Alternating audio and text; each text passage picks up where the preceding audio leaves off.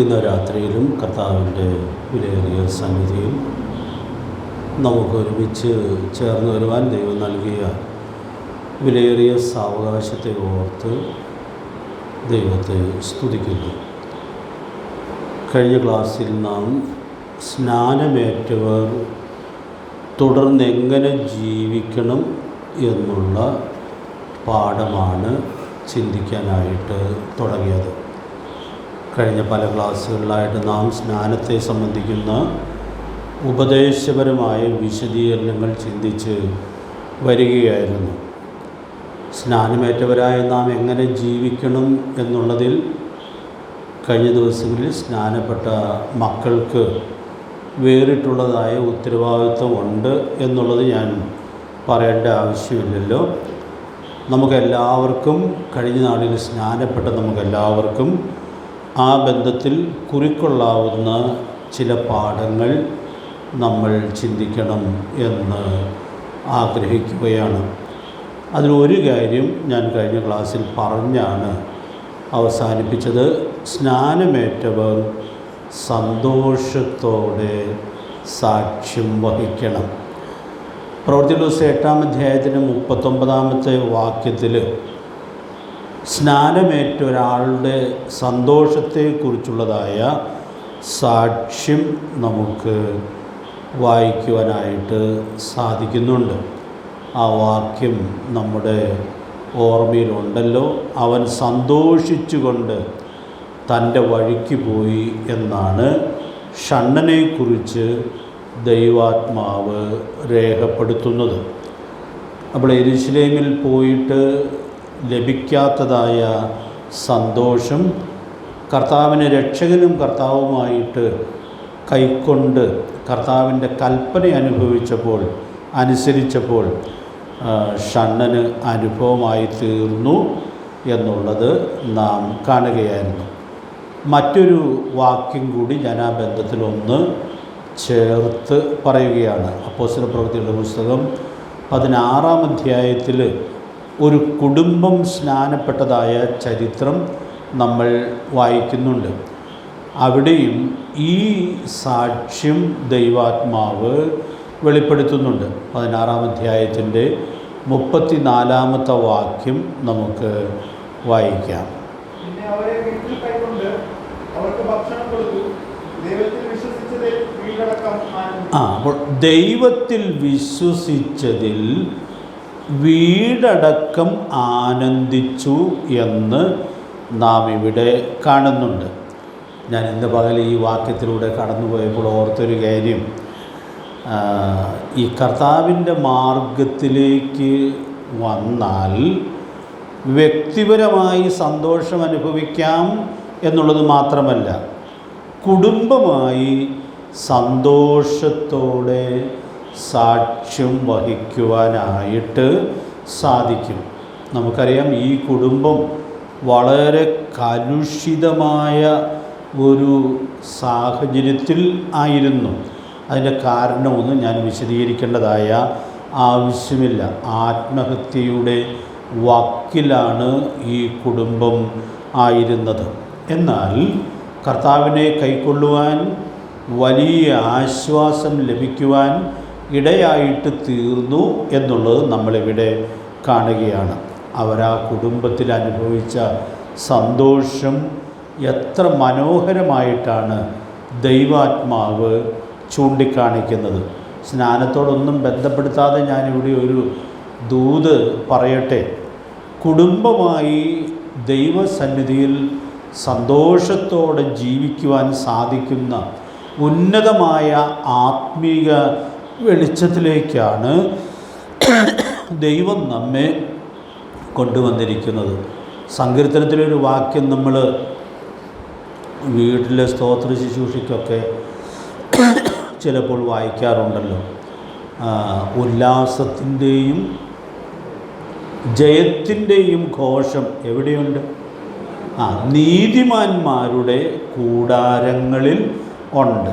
ഇവിടെ സ്നാനത്തോട് ബന്ധപ്പെട്ടും ഈ കുടുംബം കർത്താവിനെ കൈക്കൊണ്ട് സ്നാനജലത്തിൽ കർത്താവിനെ സാക്ഷിച്ചപ്പോൾ വീടടക്കം ആനന്ദിച്ചു എന്ന് ദൈവാത്മാവ് രേഖപ്പെടുത്തുകയാണ്. അതുകൊണ്ട് പ്രിയപ്പെട്ടവരെ, ഞാൻ ഒത്തിരി വിശദീകരണം കൂടാതെ ഓർപ്പിക്കാനായിട്ട് ആഗ്രഹിക്കുന്നത്, വ്യക്തിപരമായിട്ടും കുടുംബമായും ദൈവമക്കളായ നമുക്ക് സന്തോഷത്തോടെ സാക്ഷ്യം വഹിക്കുവാനായിട്ട് സാധിക്കണം. നമുക്കറിയാം, നമ്മുടെ ജീവിതത്തിൽ ദുഃഖത്തിനുള്ള വകകൾ പല കാരണങ്ങൾ കൊണ്ട് ഉണ്ടാകാം. എന്നാൽ ആ ദുഃഖങ്ങളെയെല്ലാം മറികടക്കാൻ ഒരു മാർഗം ഞാൻ കഴിഞ്ഞ ക്ലാസ്സിൽ ഒടുവിലായിട്ട് പറഞ്ഞിരുന്നു. യെശയ്യാപ്രവചനം 12-ാം അധ്യായത്തിൻ്റെ 3-ാം വാക്യത്തിൽ നാം വായിക്കുന്നത് പോലെ, നമുക്ക് രക്ഷയുടെ സന്തോഷം അനുഭവിക്കുവാൻ കഴിയുന്നവരാണ് എന്ന് വരികിൽ എല്ലാ ദുഃഖങ്ങളെയും അവിടെ മറികടക്കാനായിട്ട് സാധിക്കും. ദൈവാത്മാവ് നമ്മെ സഹായിക്കട്ടെ. ഒരു മാർഗം കൂടി ഞാൻ നിർദ്ദേശിച്ച് അടുത്ത ഭാഗത്തേക്ക് നീങ്ങാം എന്ന് ആഗ്രഹിക്കുകയാണ്. വിചാരപ്പെടാവുന്ന എത്രയോ സന്ദർഭങ്ങൾ നമ്മുടെ വ്യക്തിപരമായ ജീവിതത്തിലും കുടുംബജീവിതത്തിലും ഒക്കെ ഉണ്ടായി പോകാനുള്ളതായ സാധ്യതയുണ്ട്. ഇത് സ്നാനത്തോട് ബന്ധപ്പെടുത്തി പറയുന്നതല്ല. ദൈവമക്കളായ നമുക്ക് അങ്ങനെ വിചാരപ്പെടാവുന്ന സാഹചര്യങ്ങളിൽ വിചാരപ്പെടാതെ ജീവിക്കാനുള്ളതായ വലിയ സാധ്യത ഉണ്ട്. വാക്യമെടുത്ത് വായിക്കുന്നില്ല.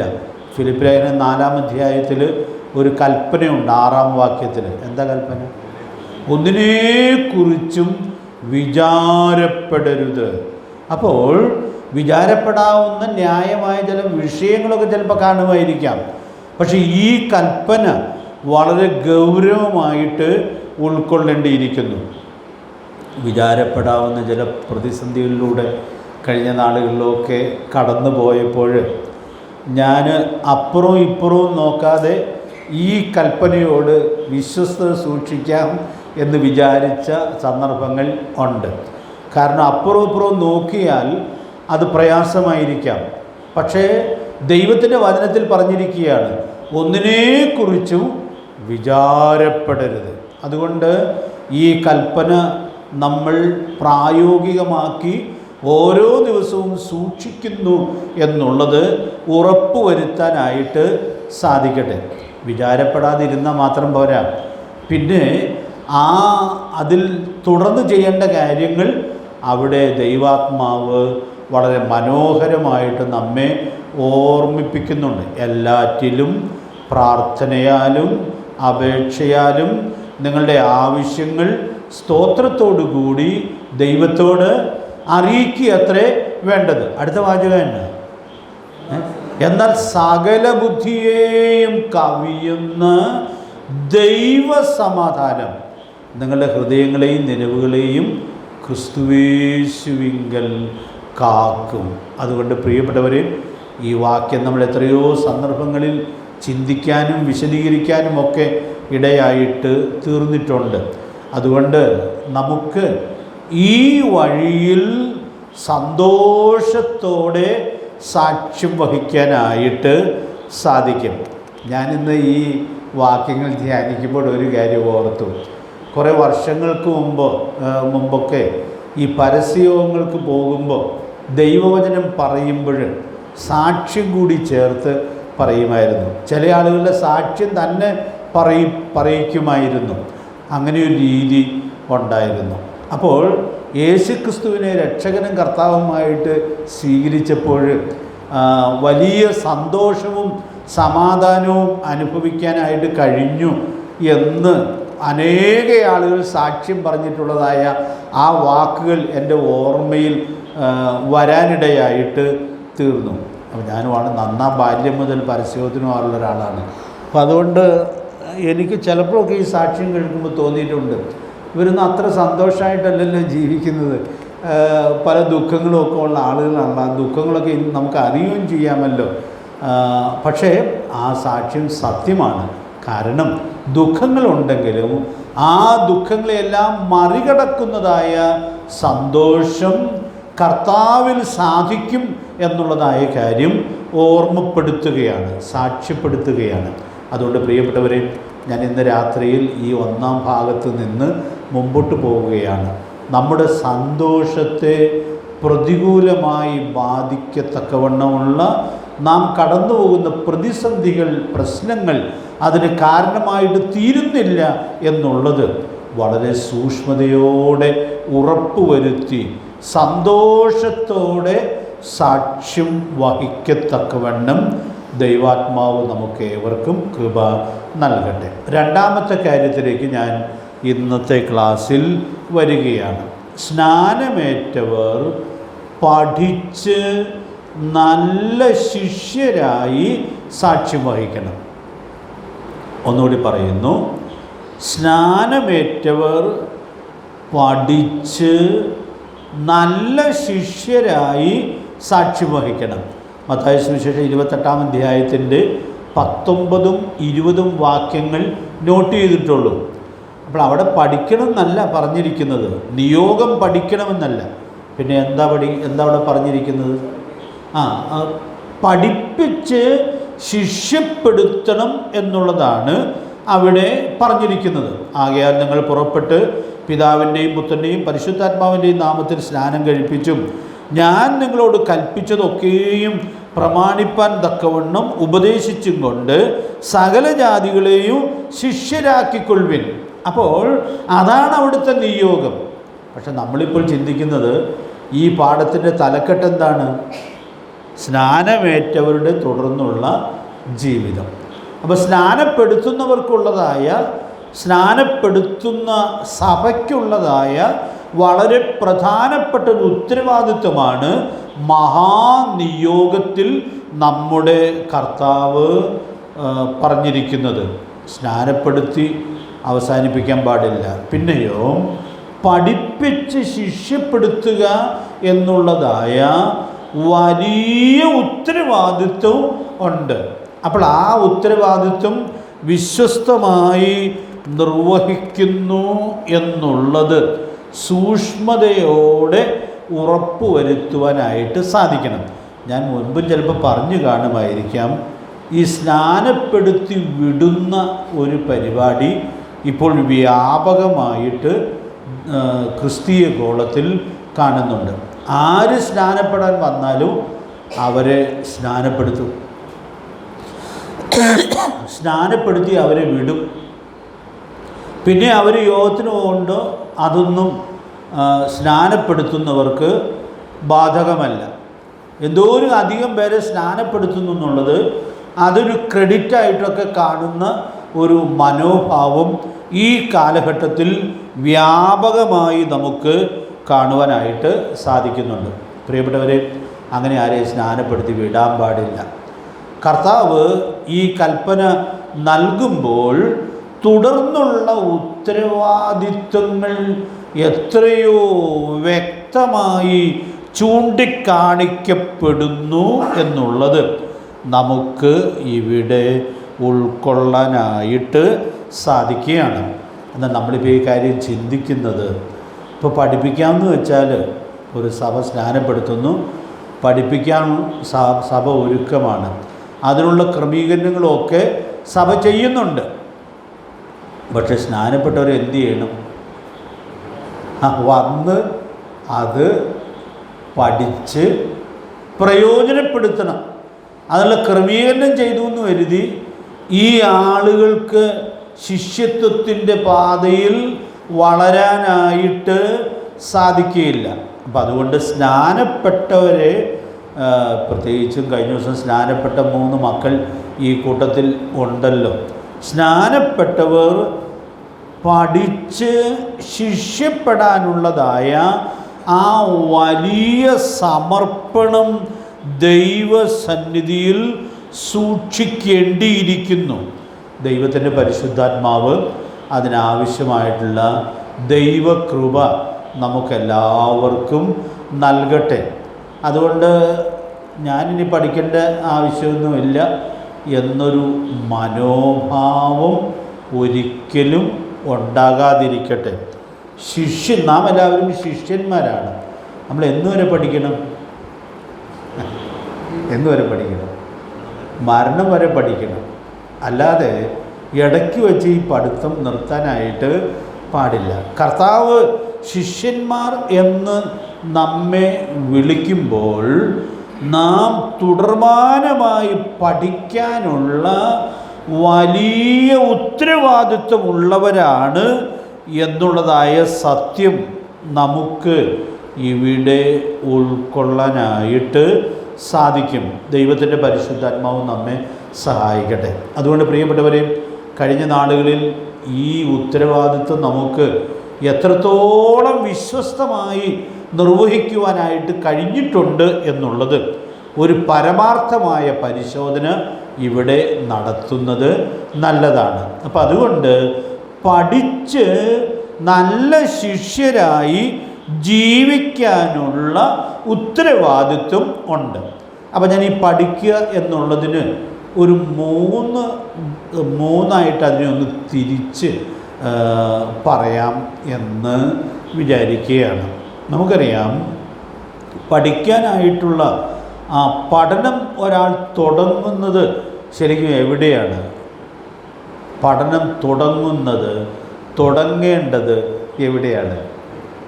വീട്ടിലാണ്. അപ്പം അത് വളരെ പ്രധാനപ്പെട്ടതായൊരു കാര്യമാണ്. അതുകൊണ്ട് ഞാനിവിടെ ഓർപ്പിക്കാൻ ആഗ്രഹിക്കുന്നതായ കാര്യം, വീട്ടിൽ പഠിക്കുക എന്നുള്ളത് വളരെ പ്രധാനപ്പെട്ടതായ കാര്യമാണ്. നമ്മളിപ്പോൾ വായിക്കുന്ന പോർഷൻ ഇപ്പോൾ പലവട്ടം വായിച്ച് കാണുമല്ലോ. പഴയ നിയമത്തിൽ ഈ കാര്യം ഇത്രയും ആവർത്തിച്ച് പറഞ്ഞിട്ടുള്ള വേറെ വേദഭാഗങ്ങൾ ഉണ്ട് എന്ന് തോന്നുന്നില്ല. അപ്പോൾ ഇസ്രായേലിൻ്റെ ക്രമീകരണത്തിൽ വീട്ടിൽ പഠിപ്പിക്കുക എന്നുള്ളതിന് അവർ നൽകിയിരുന്ന പ്രാധാന്യം നമുക്ക് ദൈവവചനത്തിൽ വളരെ കൃത്യമായി മനസ്സിലാക്കാനായിട്ട് സാധിക്കുന്നുണ്ട്. അപ്പോൾ ആ വാക്യങ്ങളെല്ലാം, ഇനി ആവർത്തന പുസ്തകത്തിലെ വാക്യങ്ങളെല്ലാം തന്നെ നമ്മൾ ചിന്തിച്ചാലും ഈ പഠനം ഒത്തിരി വലുതായി പോകും. അപ്പോൾ അതുകൊണ്ട് അങ്ങനെ ഒത്തിരി വലുതായി പോകണ്ട എന്ന് ഞാൻ വിചാരിക്കുകയാണ്. വളരെ പ്രധാനപ്പെട്ട ചില വാക്യങ്ങൾ മാത്രം ഞാൻ ഈ ബന്ധത്തിൽ ഒന്ന് പരാമർശിക്കാം എന്ന് ആഗ്രഹിക്കുകയാണ്. എഫേസ്യ ലേഖനം 6-ാം അധ്യായത്തിൽ പഠിപ്പിക്കേണ്ടതിൻ്റെ വലിയ പ്രാധാന്യം 4-ാം വാക്യത്തിൽ നമ്മൾ കാണുന്നുണ്ട്. അത് നമുക്കെല്ലാം അറിയാവുന്ന വാക്യമാണ്. പിതാക്കന്മാരെ, നിങ്ങളുടെ മക്കളെ കോപിപ്പിക്കാതെ കർത്താവിൻ്റെ ബാലശിക്ഷയിലും പഥ്യോപദേശത്തിലും, അടുത്ത വാക്ക് എന്താ? പോറ്റി വളർത്തണം.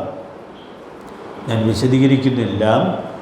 മക്കളെ വളർത്തുക എന്നുള്ള ആ ഉത്തരവാദിത്വം എത്രയോ കൃത്യമായിട്ടാണ് ദൈവാത്മാവ് തിരുവെഴുത്തിൽ വെളിപ്പെടുത്തുന്നത്.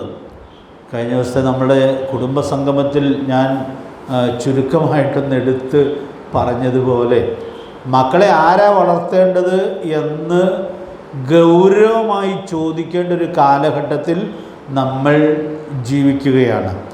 വേദപുസ്തകത്തിൽ ഈ കാര്യത്തിൽ യാതൊരു സംശയവുമില്ല. പഴയ നിയമത്തിലും പുതിയ നിയമത്തിലും മക്കളെ വളർത്തുക എന്നുള്ളതായ ഉത്തരവാദിത്വം മാതാപിതാക്കളിൽ നിക്ഷിപ്തമായിരിക്കുന്നു എന്നുള്ളതായ വലിയ സത്യം നമുക്ക് ഉൾക്കൊള്ളുവാനായിട്ട് സാധിക്കുന്നുണ്ട്. അത് വളരെ ബൃഹത്തായൊരു വിഷയമാണ്. അതുകൊണ്ട് മക്കളെ വളർത്തുന്ന ബന്ധത്തിലുള്ള വിശദീകരണത്തിലേക്ക് ഞാൻ ഈ പഠനത്തിൽ പോകണം എന്ന് ആഗ്രഹിക്കുന്നില്ല. എന്നാൽ ഞാൻ ആ വായിച്ച വേദഭാഗത്തുള്ള 4 വാക്കുകളൊന്ന് എടുത്ത് പറയുകയാണ്. 1, കോപിപ്പിക്കാതെ വളർത്തണം. 2, ബാലശിക്ഷയിൽ വളർത്തണം. ഇതിനൊക്കെ വിശദീകരണം പറയാനായിട്ട് എൻ്റെ മനസ്സിലൊരാഗ്രഹം തോന്നുന്നുണ്ട്. പക്ഷെ നമ്മുടെ വിഷയം ഒത്തിരി വിസ്തൃതമായി പോകാതിരിക്കാനായിട്ട് ഞാൻ സൂക്ഷിക്കുകയാണ്. 3-ാമത്തേതാണ് നമ്മുടെ വിഷയം. എന്താ 3-ാമത്തേത്? പഥ്യോപദേശത്തിൽ വളർത്തണം. അപ്പോൾ അത് വളരെ പ്രാധാന്യത്തോടെ ഓർപ്പിച്ചിരിക്കുകയാണ്. പഥ്യോപദേശത്തിൽ വളർത്തണം. ഈ ലേഖനങ്ങൾ നമ്മൾ പരിശോധിക്കുമ്പോൾ ഈ മനോഹരമായ പദപ്രയോഗം ആവർത്തിച്ച് നമ്മൾ കാണുന്നുണ്ട്. ഏത് പദപ്രയോഗമാണ്? പഥ്യോപദേശം. തീത്തോസിൻ്റെ ലേഖനത്തിൽ സഭാമൂപ്പന്മാരുടെ ഉപദേശപരമായ യോഗ്യത പറയുമ്പോൾ ഈ കാര്യത്തിന് കൊടുത്തിരിക്കുന്ന പ്രാധാന്യം വളരെ പ്രധാനപ്പെട്ടതാണ്. പഥ്യോപദേശത്താൽ പ്രബോധിപ്പിക്കുവാനോ വിരോധികൾക്ക് ബോധം വരുത്തുവാനോ ശക്തനാകേണ്ടതിന് ഉപദേശപ്രകാരമുള്ള വിശ്വാസവചനം എങ്ങനെ പിടിക്കണം എന്ന് അവിടെ പറഞ്ഞേക്കണേ? ആ മുറുകെ പിടിക്കുന്നവൻ ആയിരിക്കണം. അപ്പോൾ അതുകൊണ്ട് ഞാൻ ഈ വാക്ക് ഒന്ന് അടിവരയിടുകയാണ്. പഥ്യോപദേശം. പ്രിയപ്പെട്ടവരെ, വിപരീത ഉപദേശവും ദുരുപദേശവും ഒക്കെ വളരെ അപകടകരമാണ്. വേദപുസ്തകത്തിൽ അതിൻ്റെ അപകടം ദൈവാത്മാവ് ചൂണ്ടിക്കാണിച്ചിട്ടുണ്ട്. അപ്പം അതുകൊണ്ട് ദൈവം നമുക്ക് ബോധ്യപ്പെടുത്തി തന്നിട്ടുള്ളതായ ഉപദേശത്തോടുള്ള കൃത്യമായ വിശ്വസ്തത സൂക്ഷിക്കാനുള്ള ഉത്തരവാദിത്വം ഉണ്ട്. അപ്പോൾ തീത്തോസിൻ്റെ ലേഖനത്തിൽ പറയുന്നത് സഭാമൂപ്പന്മാർ പഥ്യോപദേശം അറിയുന്നവരും അത് മുറുകെ പിടിക്കുന്നവരും പഠിപ്പിക്കുന്നവരും ആയിരിക്കണം എന്നുള്ളതായ വലിയ സത്യം ദൈവാത്മാവ് ഇവിടെ ചൂണ്ടിക്കാണിക്കുകയാണ്. അതുകൊണ്ട് ഇത് കേവലം വേദിയിൽ നിന്ന് പറയാനുള്ളതല്ല, പിന്നെയോ ഇത് പ്രായോഗിക തലത്തിൽ സൂക്ഷിക്കേണ്ടുന്നതായ കാര്യമാണ്. എനിക്ക് വളരെ ഭാരമുള്ളൊരു കാര്യം, ഒരു സൂചന ഞാനിവിടെ പറയുകയാണ്. പഥ്യോപദേശത്തെ നമ്മൾ പ്രസംഗിച്ചാൽ മാത്രം പോരാ, പ്രായോഗിക തലത്തിൽ സൂക്ഷിക്കണം. ഞാൻ ഒരു ഉദാഹരണം പറയാം. നമ്മളൊരു കുഞ്ഞിനെ വളർത്തിക്കൊണ്ട് വരുന്നു. ആ കുഞ്ഞിൻ്റെ കല്യാണം വരുമ്പോൾ ഏത് ഉപദേശവും ആകട്ടെ എന്ന് പറഞ്ഞ് കല്യാണം കഴിച്ചു വിടാൻ പാടില്ല. കാരണം പഥ്യോപദേശത്തെ മുറുകെ പിടിക്കുന്നതിൽ വളരെ പ്രധാനപ്പെട്ട ഒരു മേഖലയാണിത്. എന്തുകൊണ്ടാണെന്ന് അറിയാൻ പാടില്ല. ഇന്ന് വിശ്വാസികൾ ഇത് വളരെ ലാഘവമായി കാണുകയാണ്. അതിൻ്റെ അരിഷ്ടത ആ മക്കൾ ആയുസ് മുഴുവൻ അനുഭവിക്കുവാനും ഇടയായിട്ട് തീരുകയാണ്. ഞാൻ സാന്ദർഭികമായിട്ട് ഈ വാക്ക് വന്നപ്പോൾ അത് ഓർപ്പിച്ചു എന്ന് മാത്രമേ ഉള്ളൂ. ഒരു കാര്യം കൂടി എടുത്തു പറയുകയാണ്. ഞാൻ ചില നാളുകൾക്ക് മുമ്പ് ഒരു ബൈബിൾ ക്ലാസ്സിന് ഒരു സ്ഥലത്ത് ചെല്ലുമ്പോൾ അവിടെ ക്ലാസ് കഴിഞ്ഞ് ചോദ്യോത്തരങ്ങളുണ്ടായിരുന്നു. അപ്പോൾ ഇഷ്ടംപോലെ ചോദ്യങ്ങൾ കിട്ടി. അപ്പോൾ അതിൽ ഒരു ചോദ്യം ഇതായിരുന്നു. ഇപ്പോൾ നമ്മുടെ മക്കൾ പല സ്ഥലത്തൊക്കെ പഠിക്കാനൊക്കെ പോകുന്നു. അവർ വേറെ നമ്മുടെ ഉപദേശം വിട്ടുള്ള കൂടിവരവുകളിലേക്ക് പോവുകയാണ്. ഇതെങ്ങനെ തടയാം? പ്രത്യേകിച്ച് ആ ചോദ്യത്തിലുണ്ടായിരുന്ന താല്പര്യം എന്ന് പറയുന്നത്, ഇപ്പോൾ ഈ ന്യൂ ജനറേഷൻ സഭകൾ എന്നൊക്കെ പറയുന്ന ഒരു തരം സഭകൾ ഉണ്ട്. അപ്പോൾ അവിടെ പാട്ടും മേളവും കാര്യങ്ങളുമൊക്കെ പുതിയ ജനറേഷൻ്റെ ടേസ്റ്റിനനുസരിച്ച് ചെയ്യുകയാണ്. ചോദ്യകർത്താവിൻ്റെ ചോദ്യത്തിൻ്റെ താല്പര്യം എനിക്ക് വായിച്ചപ്പോൾ മനസ്സിലായത്, ഇങ്ങനെയുള്ള ആളുകളെ നമുക്ക് എങ്ങനെ നമ്മുടെ കൂട്ടത്തിൽ നിർത്താനായിട്ട് സാധിക്കും. ചോദ്യകർത്താവിൻ്റെ ആഗ്രഹം ആ ചോദ്യത്തിലുണ്ടായിരുന്നു. നമ്മളും നമ്മുടെ ആ പഴയ രീതിയൊക്കെ ഒന്ന് മാറ്റി നമ്മളും കുറച്ചൊരു ന്യൂ ജനറേഷൻ സ്റ്റൈലിലേക്ക് പോവുകയാണെങ്കിൽ പിള്ളേരെ പിടിച്ചു നിർത്താം എന്നുള്ളതാണ് ചോദ്യകർത്താവ് മനസ്സിൽ ആഗ്രഹിക്കുന്നത് എന്ന് എനിക്ക് മനസ്സിലായി. ഞാൻ വളരെ പ്രാർത്ഥിച്ച് തലേദിവസം കിട്ടിയ ചോദ്യത്തിൻ്റെ ഉത്തരങ്ങൾ രാത്രി പ്രാർത്ഥനയോടുകൂടി പിറ്റേ ദിവസം പറയുകയായിരുന്നു. അപ്പോൾ ഞാൻ അവിടെ പറഞ്ഞൊരു ഉത്തരം പിന്നീട് ഞാൻ പല വേദികളിലും എടുത്തു പറയുവാനിടയായിട്ട് തീർന്നിട്ടുണ്ട്. നമ്മുടെ കുഞ്ഞുങ്ങളെ നമ്മൾ വളർത്തുമ്പോൾ, അവരെ ഉപദേശം പഠിപ്പിക്കുമ്പോൾ, ഇതാണ് പഥ്യോപദേശം എന്നുള്ളത് നമ്മൾ അവരെ പഠിപ്പിക്കുകയും ഈ ഉപദേശത്തെ മുറുകെ പിടിക്കണമെന്നുള്ളതായ ആ ബോധ്യം നമ്മുടെ കുഞ്ഞുങ്ങളിലേക്ക് പകർന്നു കൊടുക്കുവാൻ കഴിയുക എന്നുള്ളതാണ് അടിസ്ഥാനപരമായിട്ടും ആവശ്യമായിരിക്കുന്നത്. അത് ചെയ്യേണ്ടതുപോലെ ചെയ്താൽ നിശ്ചയമായിട്ടും അങ്ങനെയുള്ള കുഞ്ഞുങ്ങൾ ഏത് സാഹചര്യത്തിലും അവർ പഠിച്ച ബാല്യത്തിലെ ഉപദേശ സത്യങ്ങളെ കൃത്യമായിട്ടും സൂക്ഷിക്കുവാൻ ഇടയായിട്ട് തീരും. എൻ്റെ വിഷയം മാറിപ്പോകുന്നൊരു ഭയം എൻ്റെ മനസ്സിൽ വരുന്നു.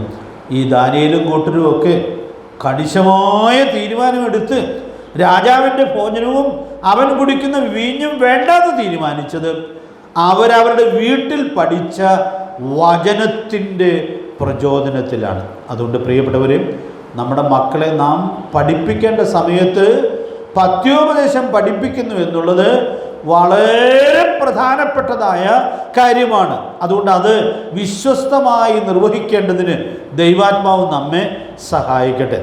വചനം പഠിപ്പിച്ചാൽ സദൃശവാക്യത്തിൽ പറയുന്നത് എന്താണ്? അവൻ വൃദ്ധനായാലും അത് വിട്ടുമാറുകയില്ല. അതുകൊണ്ട് പ്രിയപ്പെട്ടവരെ, അതൊക്കെ വചനത്തിൻ്റെ വാഗ്ദത്തമാണ്. അതുകൊണ്ട് പഥ്യോപദേശത്തെ മുറുകെ പിടിക്കുവാനോ അത് വിശ്വസ്തമായി നമ്മുടെ അടുത്ത തലമുറയ്ക്ക് പകർന്നു കൊടുക്കുന്നു എന്നുള്ളത് സൂക്ഷ്മതയോടെ ഉറപ്പുവരുത്തുവാനും സാധിക്കണം. ദൈവത്തിൻ്റെ ആത്മാവ് നമുക്ക് അതിന് ആവശ്യമായ ദൈവകൃപ നൽകട്ടെ. അപ്പം അതുകൊണ്ട് സ്നാനപ്പെട്ട കുഞ്ഞുങ്ങളുടെ മാതാപിതാക്കളെ ഞാൻ ഓർപ്പിക്കുകയാണ്. അവർ ഉപദേശപരമായ സത്യങ്ങൾ സഭയിൽ പഠിപ്പിച്ചുകൊള്ളും എന്ന് വിചാരിക്കരുത്. സഭയിൽ പഠിപ്പിക്കും, അത് വേറൊരു കാര്യം. പക്ഷേ സഭയിൽ പഠിപ്പിച്ചാലും പഠിപ്പിച്ചില്ലെങ്കിലും ആ കുഞ്ഞുങ്ങളെ പഠിപ്പിച്ച് ശിഷ്യപ്പെടുത്തുക എന്നുള്ളത് മാതാപിതാക്കളിൽ നിക്ഷിപ്തമായിട്ടുള്ള ഉത്തരവാദിത്വമാണ്. ഈ മത്തായി സുവിശേഷം 28-ാം അധ്യായത്തിൽ പഠിപ്പിച്ച് ശിഷ്യപ്പെടുത്തണമെന്ന് പറയുമ്പോൾ എവിടം വരെയുള്ളതായ അതിർത്തിയാണ് പറയുന്നത്? നിങ്ങൾ ശ്രദ്ധിച്ചിട്ടുണ്ടോ? ഞാൻ നിങ്ങളോട് കൽപ്പിച്ചതൊക്കെയും പ്രമാണിപ്പാൻ തക്കവണ്ണം ഉപദേശിച്ചും കൊണ്ട് അടുത്ത വാക്കെന്താ? സകല ജാതികളെയും ശിഷ്യരാക്കിക്കൊള്ളുവിൻ. പ്രിയപ്പെട്ടവരെ, ആ വലിയ ഉത്തരവാദിത്വം നമുക്ക് വിശാലമായ അർത്ഥത്തിൽ ഏറ്റെടുത്ത് നിർവഹിക്കാം. പക്ഷെ ഞാൻ ഇന്ന് രാത്രിയിൽ പറയാനായിട്ട് ആഗ്രഹിക്കുന്നത്, സകല ജാതികളെയും ശിഷ്യപ്പെടുത്താൻ പറ്റിയില്ലെങ്കിലും നമ്മുടെ കൂടെ നമ്മൾ ആറ്റുനോറ്റ് വളർത്തുന്ന നമ്മുടെ കുഞ്ഞുങ്ങളെ ഈ കാര്യം പഠിപ്പിച്ച് ശിഷ്യപ്പെടുത്തുവാൻ കഴിയാതെ പോയാൽ അതിൻ്റെ നഷ്ടം എത്രയോ വലുതായിരിക്കും. കുടുംബവേദികളിൽ സാധാരണ അല്പം വ്യത്യാസപ്പെടുത്തി പറയുന്നതായൊരു വാക്യമുണ്ട്. ആ വാക്യത്തിലൊരു വ്യത്യാസം വരുന്നുണ്ടെങ്കിലും അതിനൊരു വലിയ സന്ദേശമുണ്ട്. ഒരു മനുഷ്യൻ സർവ്വലോകവും നേടിയിട്ടും തൻ്റെ കുടുംബത്തെ നഷ്ടമാക്കിയാൽ അവൻ എന്ത് പ്രയോജനം? അങ്ങനെ വാക്യമില്ല കേട്ടോ. പക്ഷെ കർത്താവ് പറഞ്ഞൊരു വാക്യത്തിൽ ആത്മാവിനെ നഷ്ടപ്പെടുന്ന കാര്യമാണ് പറഞ്ഞിരിക്കുന്നത്. പക്ഷേ ഒത്തിരി അധ്വാനിച്ചു, ഒത്തിരി ബന്ധപ്പെട്ടു, ഒത്തിരി പേരെ പ്രസംഗങ്ങൾ കേൾപ്പിച്ചു, ഒത്തിരി പേരെ പഠിപ്പിച്ചു. പക്ഷേ വീട്ടിൽ ദൈവം തന്ന കുഞ്ഞുങ്ങളെ അവർ നഷ്ടപ്പെട്ടു പോയാൽ ആ നഷ്ടം വളരെ ഭയാനകമായിട്ടുള്ളതായ നഷ്ടമായിരിക്കും. അതുകൊണ്ട് ഞാൻ ഓർപ്പിക്കുകയാണ്, പ്രയോറിറ്റി വീട്ടിൽ കൊടുത്തോളൂ.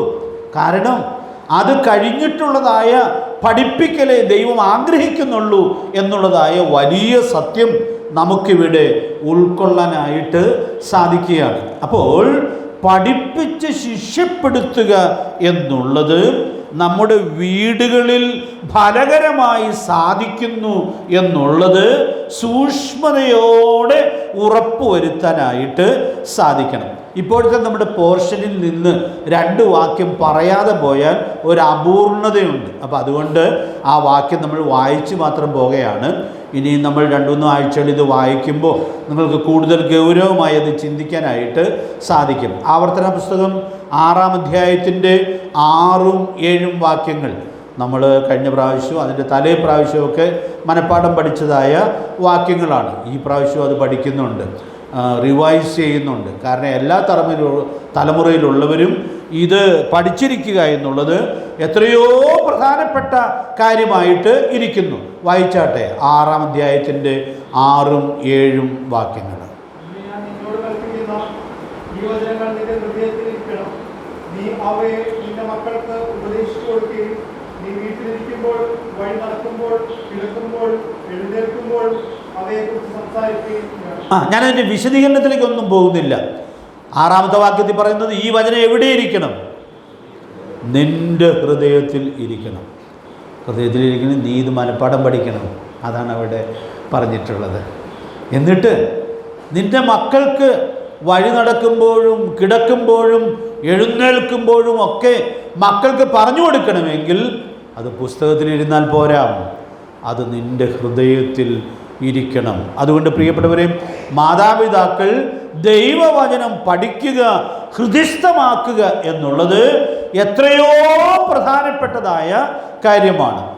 ഞാൻ സാധാരണ ആ വാക്യം വിശദീകരിക്കുമ്പോൾ പറയാറുണ്ട്, കിടക്കുമ്പോഴും എഴുന്നേൽക്കുമ്പോഴും എന്ന് പറഞ്ഞിരിക്കുന്നത് ചില പുതിയ വേർഷനിൽ ഇങ്ങനെ പറയുന്നുണ്ട്, at your bed time and the first thing in the morning. പ്രിയപ്പെട്ടവരെ, കിടക്കുന്നതിന് മുമ്പും പ്രഭാതത്തിലും കുടുംബമായി മക്കളോടുകൂടെ ദൈവസന്നിധിയിൽ ഇരിക്കുവാനായിട്ട് സാധിക്കണം. അത് ദൈവത്തിൻ്റെ വചനം മക്കൾക്ക് പകർന്നു കൊടുക്കാനുള്ളതായ അവസരമായിരിക്കണം. തിരക്കുകളുടെ നടുവിൽ ഈ വലിയ ക്രമം എത്രയോ കുടുംബങ്ങൾ കഴിഞ്ഞ നാളുകളിൽ തെറ്റിച്ചിട്ടുണ്ട്. അതിൻ്റെ ദോഷം അവരുടെ പിന്തലമുറ കൊയ്തെടുക്കാനും ഇടയായിട്ട് തീർന്നിട്ടുണ്ട്. അതുകൊണ്ട് പ്രിയപ്പെട്ടവരെയും ഈ കാര്യത്തിലുമൊക്കെ വളരെ കൃത്യത സൂക്ഷിക്കേണ്ടതിന് ദൈവാത്മാവ് നമ്മെ സഹായിക്കട്ടെ. ആവർത്തന പുസ്തകം 4-ാം അധ്യായത്തിൻ്റെ 10-ാമത്തെ വാക്യം കഴിഞ്ഞ തിങ്കളാഴ്ച ഉണ്ടായിരുന്ന കോട്ടേജ് മീറ്റിങ്ങിൽ ഞാൻ വായിക്കുകയും വിശദീകരിക്കുകയും ചെയ്തതാണ്. അത് ഞാൻ ഇനിയും ആവർത്തിക്കുവാനായിട്ട് ആഗ്രഹിക്കുന്നില്ല. എങ്കിലും ആ വാക്യം ഞാനൊന്നങ്ങ് വായിക്കുകയാണ്. വിശേഷാൽ ഹോരേബിൽ നിൻ്റെ ദൈവമായ യഹോവയുടെ സന്നിധിയിൽ നിന്ന ദിവസത്തിൽ ഉണ്ടായ കാര്യം മറക്കരുത്. അന്ന് യഹോവ എന്നോട്, ജനത്തെ എൻ്റെ അടുക്കൽ വിളിച്ചു കൂട്ടുക, ഞാൻ എൻ്റെ വചനങ്ങൾ അവരെ കേൾപ്പിക്കും. അവർ ഭൂമിയിൽ ജീവിച്ചിരിക്കുന്ന നാളൊക്കെയും എന്നെ ഭയപ്പെടുവാൻ പഠിക്കുകയും തങ്ങളുടെ മക്കളെ പഠിപ്പിക്കുകയും വേണം എന്ന് കൽപ്പിച്ചുവല്ലോ. കഴിഞ്ഞ തിങ്കളാഴ്ചത്തെ യോഗത്തിൽ ഞാനത് വിശദീകരിച്ചായിരുന്നു. അവിടെ നിന്ന് ചില പ്രായോഗിക പാഠങ്ങൾ നമ്മൾ ചിന്തിക്കാനും ഇടയായിട്ട് തീർന്നിരുന്നു. പ്രിയപ്പെട്ടവരെ, എന്ത് പ്രാധാന്യത്തോടു കൂടിയാണ് ഈ ഉത്തരവാദിത്വം മാതാപിതാക്കളെ ഏൽപ്പിക്കുന്നതായിട്ട് നമ്മൾ കാണുന്നത്. കഴിഞ്ഞ തിങ്കളാഴ്ച നമ്മൾ ഓർത്തെങ്കിലും ഈ മാധ്യമത്തിൽ കേൾക്കുന്നവർക്കും പ്രയോജനപ്പെടത്തക്കവണ്ണം എങ്ങനെ പഠിപ്പിക്കാമെന്നുള്ളതിൻ്റെ 2 വഴികൾ കഴിഞ്ഞ തിങ്കളാഴ്ച പറഞ്ഞ കാര്യം ഞാൻ ഒന്നുകൂടി എടുത്ത് പറയുകയാണ്. വീട്ടിൽ നമ്മുടെ ജീവിതം കൊണ്ട് പഠിപ്പിക്കാം. ജീവിതം കൊണ്ട് പഠിപ്പിക്കാം. റെഫറൻസ് എഴുതിയിട്ടാൽ മതി. 1 പത്രോസ് 3-ാം അധ്യായത്തിൻ്റെ ആദ്യത്തെ 3 വാക്യങ്ങളിൽ ഈ സത്യം എത്രയോ മനോഹരമായിട്ടാണ് ദൈവാത്മാവ് ചൂണ്ടിക്കാണിക്കുന്നത്. അവിടെ പിള്ളേർ വചനത്താൽ സ്വാധീനിക്കപ്പെടുന്ന കാര്യമല്ല പറഞ്ഞിരിക്കുന്നത്. ഞാനൊരു ഉദാഹരണമൊക്കെ കഴിഞ്ഞ തിങ്കളാഴ്ച പറഞ്ഞതാണ്. വചനമനുസരിക്കാതൊരു ഭർത്താവിനെ പോലും ഒരു ഭാര്യയ്ക്ക് ഭയത്തോടു കൂടിയ നിർമ്മലമായ നടപ്പുകൊണ്ട് സ്വാധീനിക്കാനായിട്ട് സാധിക്കും. തിരിച്ചും വചനമനുസരിക്കാത്തൊരു ഭാര്യയെയും ഒരു ഭർത്താവിൻ്റെ ഭയഭക്തിയോടുകൂടിയുള്ള ജീവിതം കൊണ്ട് സ്വാധീനിക്കാനായിട്ട് സാധിക്കും. അതുകൊണ്ട് ഞാനൊരു വാചകം ഇങ്ങനെ പറയുന്നു: ജീവിതങ്ങളെ സ്വാധീനിക്കുന്ന സ്ഥാനമാണ് കുടുംബം. അതുകൊണ്ട് കുടുംബത്തിലെ നമ്മുടെ നടപ്പ് എത്രയോ നിർമ്മലമായി സൂക്ഷിക്കാനുള്ളതായ ഉത്തരവാദിത്വമുണ്ട്. അതിലൊക്കെ ജയാളികളായിട്ടുള്ള അനേകരെ നമ്മൾ കാണുന്നുണ്ട്.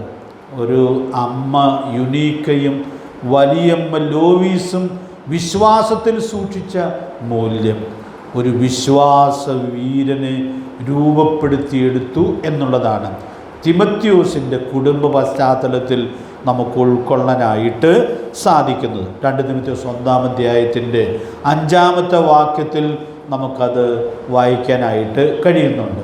പ്രിയപ്പെട്ടവരെ, വേദപുസ്തകം നിങ്ങൾ പരിശോധിച്ചാൽ അമ്മമാർ സ്വാധീനിച്ചിട്ടുള്ള, അമ്മമാർ രൂപപ്പെടുത്തിയെടുത്തിട്ടുള്ള എത്രയോ മക്കളുടെ ചരിത്രവും കുടുംബചരിത്രവും വേദപുസ്തകം വെളിപ്പെടുത്തുന്നുണ്ട്. നിങ്ങളോട് പറയാൻ പറഞ്ഞാൽ നിങ്ങൾ പറയുമെന്നാണ് എൻ്റെ വിചാരം.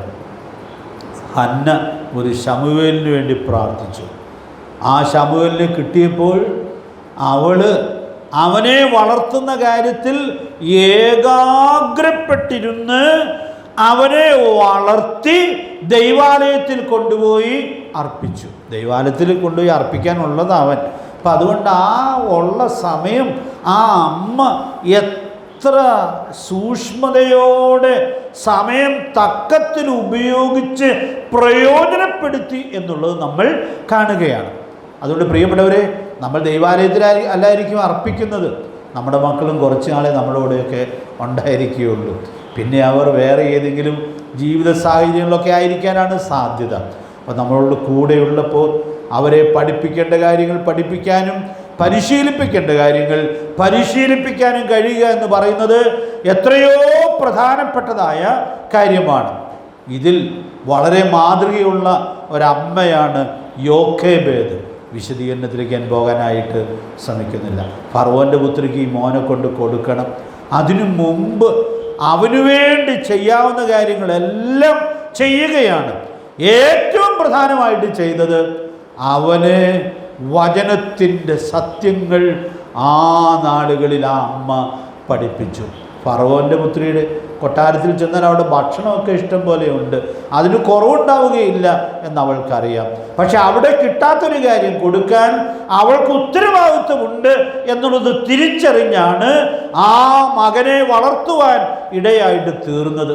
അതുകൊണ്ട് പഴയമത്തിനും പുതിയമത്തിനും ഒക്കെ നിറഞ്ഞു നിൽക്കുന്നൊരാളത്വമാണ് അവൾ വളർത്തിയ മകൻ. അതുകൊണ്ട് പ്രിയപ്പെട്ടവരെ, പഠിപ്പിച്ച് ശിഷ്യപ്പെടുത്തുന്നതിൽ വീട്ടിലുള്ള ഉത്തരവാദിത്വം എത്രയോ പ്രധാനപ്പെട്ടതാണെന്നുള്ളത് തിരിച്ചറിഞ്ഞ് അത് നിർവഹിക്കുവാൻ ദൈവത്തിൻ്റെ പരിശുദ്ധാത്മാവ് നമ്മെ സഹായിക്കട്ടെ. നമ്മൾ 2 റെഫറൻസ് കൂടി കുറിച്ചിട്ട് അവിടുന്ന് ഒരു വിശ്വാസ വീരനെ കുറിച്ച് കൂടി പറഞ്ഞ് നമ്മൾ മുമ്പോട്ട് പോവുകയാണ്. ഉൽപ്പത്തി പുസ്തകം 18-ാം അധ്യായത്തിൻ്റെ 19-ാമത്തെ വാക്യത്തിൽ അബ്രഹാമിനെ ദൈവം എന്തിനാണ് തിരഞ്ഞെടുത്ത് വിളിച്ച് വേർതിരിച്ചത് എന്ന് നമ്മൾ കാണുന്നുണ്ട്.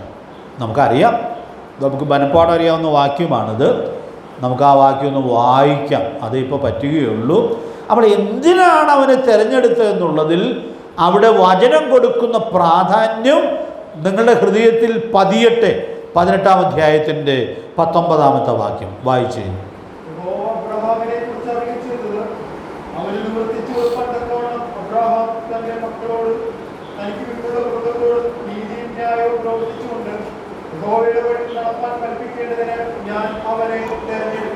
പത്രോസിന്റെ ലേഖനത്തിൽ ഞാൻ പറഞ്ഞ 2 കാര്യങ്ങൾ ഇവിടെയുമുണ്ട്. അബ്രഹാമിനെ തിരഞ്ഞെടുത്തത് ഒന്നാമത് നീതിയും ന്യായവും പ്രവർത്തിച്ചുകൊണ്ട് യഹോവയുടെ വഴിയിൽ നടപ്പാൻ കൽപ്പിക്കേണ്ടത്. അപ്പം യഹോവയുടെ വഴിയിൽ നടപ്പാൻ മക്കളോട് കൽപ്പിക്കണമെങ്കിൽ ആദ്യം ആര് നടക്കണം? അപ്പം നടക്കണം. അപ്പം തോന്നുന്ന പോലെ ജീവിച്ചിട്ട് മക്കളെ യഹോവയുടെ വഴി നടക്കാൻ കൽപ്പിച്ചാൽ ആ കൽപ്പന ഏൽക്കുകയില്ല. അതുകൊണ്ട് പ്രിയപ്പെട്ടവരെ, കുടുംബത്തിൽ ഞാൻ ആദ്യം പറഞ്ഞതുപോലെ നാം കുടുംബത്തിൽ എങ്ങനെ ജീവിക്കുന്നു എന്നുള്ളത് ഏറ്റവും പ്രധാനപ്പെട്ട കാര്യമാണ്. ഞാൻ സാധാരണ പറയുന്നൊരു കാര്യമുണ്ട്, മുഖം മൂടി ഉപയോഗിക്കാൻ പറ്റാത്തൊരു സ്ഥലമാണ് കുടുംബം. നമ്മുടെ വീട്ടിൽ കൂടെയുള്ള ആളുകൾക്ക് നമ്മുടെ തനി ചിത്രം അറിയാം. സഭയിലൊക്കെ പോകുമ്പോൾ കുറച്ച് സമയമേ ഉള്ളൂ, തൽക്കാലം നമുക്ക് കുറച്ച് ഭക്തിയൊക്കെ അത് അഭിനയിച്ചോ ചിലതൊക്കെ മറച്ചു വെച്ചോ ഒക്കെ കുറച്ച് സമയമല്ലേ ഉള്ളൂ, അഡ്ജസ്റ്റ് ചെയ്യാനായിട്ട് പറ്റി എന്ന് വരും. പക്ഷെ വീട്ടിൽ പറ്റുകയില്ല. വീട്ടിൽ നമ്മുടെ തനി നിറം കുടുംബാംഗങ്ങൾക്ക് മനസ്സിലാകും. അതുകൊണ്ട് ഇവിടെ പറയുന്ന വാക്കുകൾ എത്രയോ പ്രധാനപ്പെട്ട കാര്യമാണ്. പിമ്പുള്ള കുടുംബത്തോടും നീതിയും ന്യായവും പ്രവർത്തിച്ചുകൊണ്ട്. ഞാൻ വിശദീകരിക്കുന്നില്ല. നമ്മുടെ ജീവിതം നമ്മുടെ വീട്ടിൽ വളരുന്ന ആളുകൾക്ക് എല്ലാ അർത്ഥത്തിലും മാതൃകയായിരിക്കുന്നു എന്നുള്ളത് സൂക്ഷ്മതയോടെ ഉറപ്പുവരുത്താം. നമ്മുടെ വീട്ടിലുള്ള നമ്മുടെ മക്കൾ നമ്മുടെ പെരുമാറ്റവും നമ്മുടെ സംസാരവും ഒക്കെ ശ്രദ്ധിക്കുമ്പോൾ നമ്മുടെ ശബ്ദവും നമ്മുടെ പെരുമാറ്റവും ഒക്കെ അവർ അതാത് സമയങ്ങളിൽ ഒപ്പിയെടുത്തുകൊണ്ടിരിക്കുക. 4 മക്കളുടെ ഒരു ദേവദാസനെ ഒരിക്കൽ ബൈബിൾ ക്ലാസ് എടുക്കുമ്പോൾ പറഞ്ഞു, 8 ക്യാമറ കണ്ണുകൾ വീട്ടിനകത്തുള്ള എല്ലാ പെരുമാറ്റവും അതുപോലെ അവിടുത്തെ എല്ലാ ശബ്ദവും ഒക്കെ അതാത് സമയം പിടിച്ചെടുത്തുകൊണ്ടിരിക്കുക. അത് അവരെ നിശ്ചയമായിട്ടും സ്വാധീനിക്കും. അതുകൊണ്ട് പ്രിയപ്പെട്ടവരെ, പേരൻറ്റിങ് എന്നുള്ളത് എത്ര പ്രധാനപ്പെട്ടതായൊരു ഉത്തരവാദിത്വമായിട്ടാണ് ഇരിക്കുന്നത്. എന്നിട്ട് അവിടെ അബ്രഹാമിനെ തിരഞ്ഞെടുത്തതിൽ രണ്ടാമത്തെ കാര്യം പറയുന്നത്, യഹോവയുടെ വഴിയിൽ നടപ്പാൻ കൽപ്പിക്കേണ്ടതിന് ഞാൻ അവനെ തിരഞ്ഞെടുത്തിരിക്കുന്നു എന്ന് പറഞ്ഞാൽ മാതാപിതാക്കൾ ബോധവൽക്കരിക്കുകയല്ല, പിന്നെയോ മക്കളോട് കൽപ്പിക്കുകയാണ്. അപ്പോൾ പത്യോപദേശം പഠിപ്പിക്കുമ്പോഴും അതിൻ്റെ പിമ്പിലുള്ള സ്വരം കൽപ്പനാ ശബ്ദമാണ്. കാരണം നമ്മൾ പഠിപ്പിക്കുന്നത് യഹോവയുടെ കൽപ്പനയാണ്. യഹോവയുടെ കൽപ്പന അതിൻ്റെ എല്ലാ അധികാരത്തിനും പങ്കിടാനുള്ളതായ വലിയ ചുമതലയാണ് ദൈവം നമുക്ക് നൽകിയിട്ടുള്ളത്. എനിക്ക് ഈ വാക്യം വിശദീകരിക്കാനായിട്ട് വളരെ ഇഷ്ടമുള്ളൊരു വാക്യമാണ്. 2 രാത്രികളിലെ സന്ദേശമൊക്കെ ഞാൻ ഈ വാക്യത്തിൽ നിന്ന് വിശദമായിട്ട് പറയുവാനിടയായിട്ട് തീരാറുമുണ്ട്. പക്ഷേ ഇപ്പോൾ നമ്മൾ അങ്ങനെ പോകണ്ട എന്ന് വിചാരിക്കുന്നു.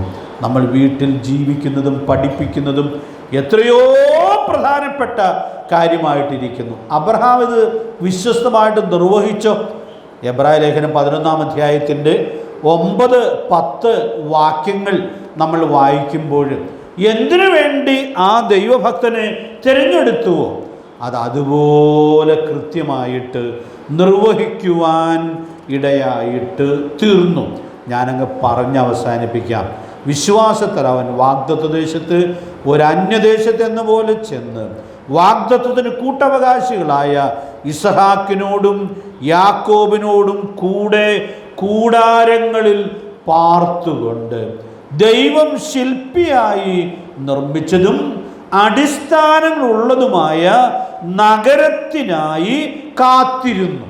അപ്പോൾ അബ്രഹാമിനെ എന്തിനു വേണ്ടി തിരഞ്ഞെടുത്തോ? അബ്രഹാം ജീവിച്ച് അനേകം നൂറ്റാണ്ടുകൾക്ക് ശേഷം എബ്രായ ലേഖനകാരൻ ലേഖനം എഴുതുമ്പോൾ അബ്രഹാമിനെ കുറിച്ചുള്ളതായ സാക്ഷ്യം രേഖപ്പെടുത്തുകയാണ്. 11-ാം അധ്യായത്തിൽ 2 വാക്യം ഞാൻ വായിച്ചെന്നേ ഉള്ളൂ. വേറെ വാക്യങ്ങളിലും ഈ അബ്രഹാമിനെ കുറിച്ച് നമ്മൾ വായിക്കുന്നുണ്ട്.